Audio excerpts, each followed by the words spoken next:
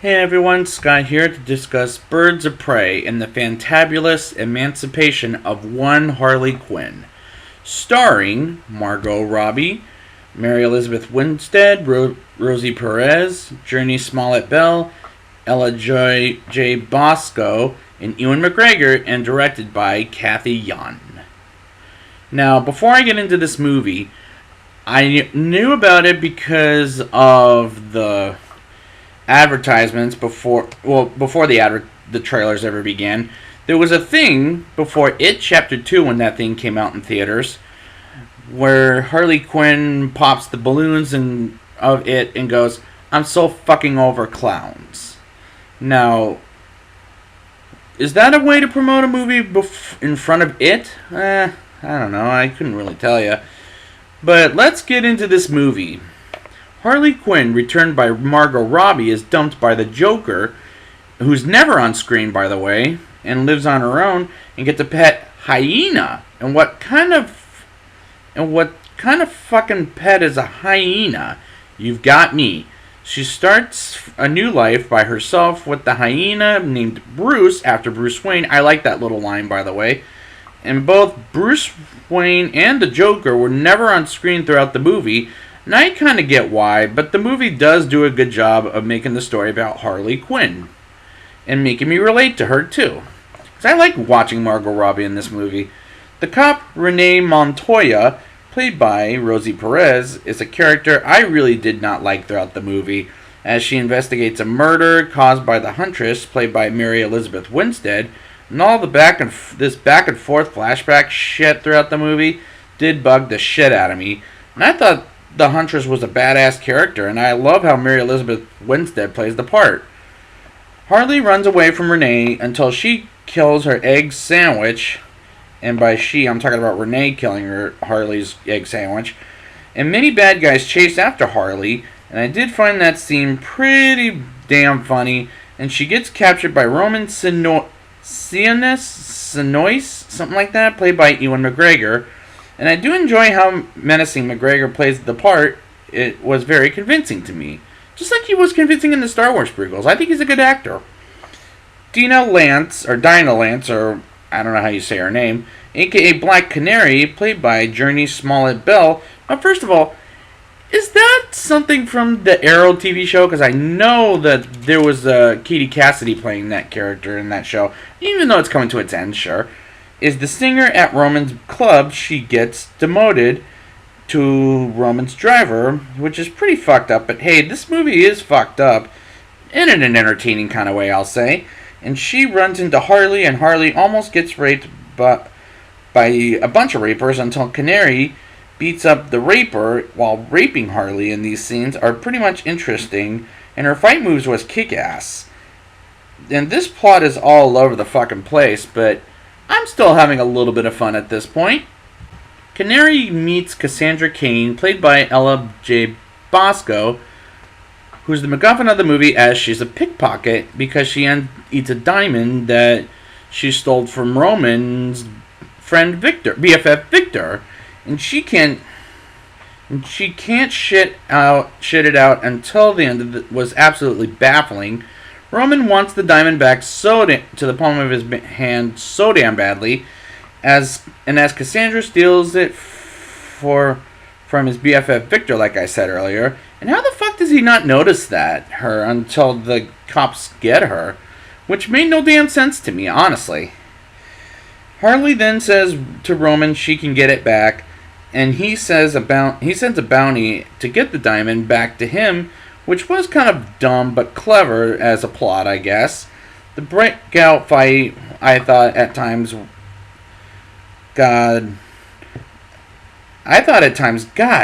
damn, that's gotta hurt. But it was a fun fight, and with that one song, I forget the name of it, something Betty, I forget the name of it, but not like oof like the John Wick films, for example. But it was obvious we're not supposed to take this scene seriously, not like we did in John Wick.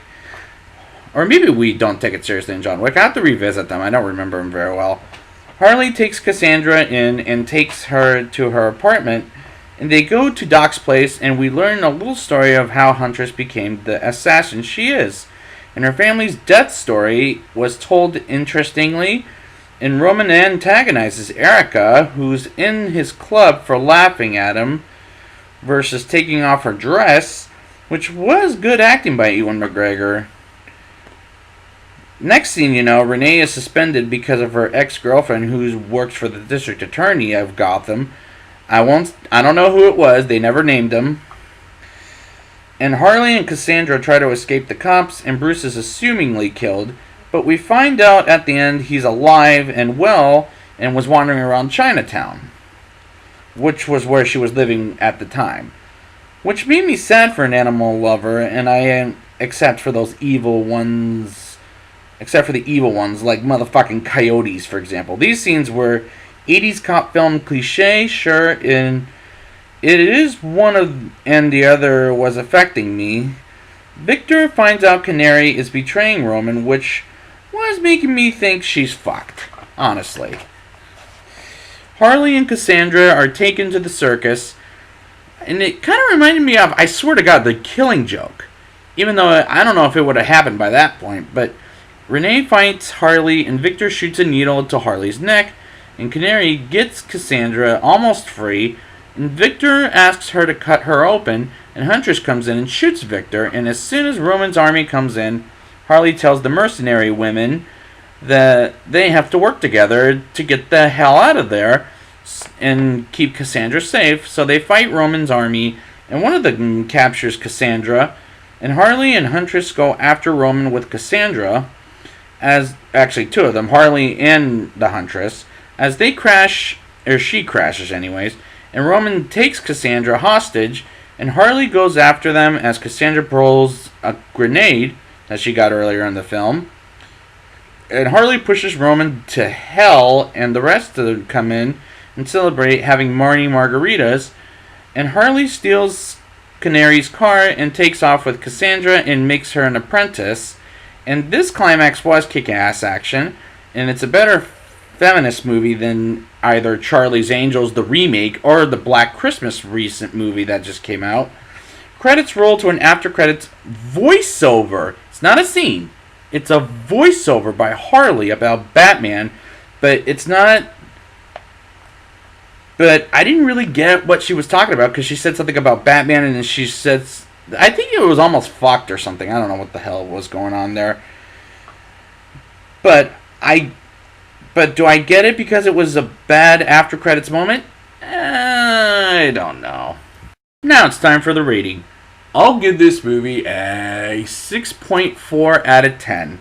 There were some problems, sure, and I did talk about them, but there was some good stuff. Margot Robbie is great to look at in this movie and other movies as well. And I liked her character in this one better than Suicide Squad. I liked the kick-ass action scenes, and Ewan McGregor delivers a great performance.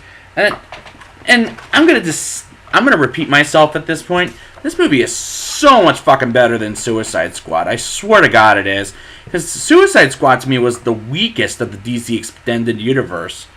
So I'd like to thank you guys for joining me, and I will be back this summer with Wonder Woman 1984.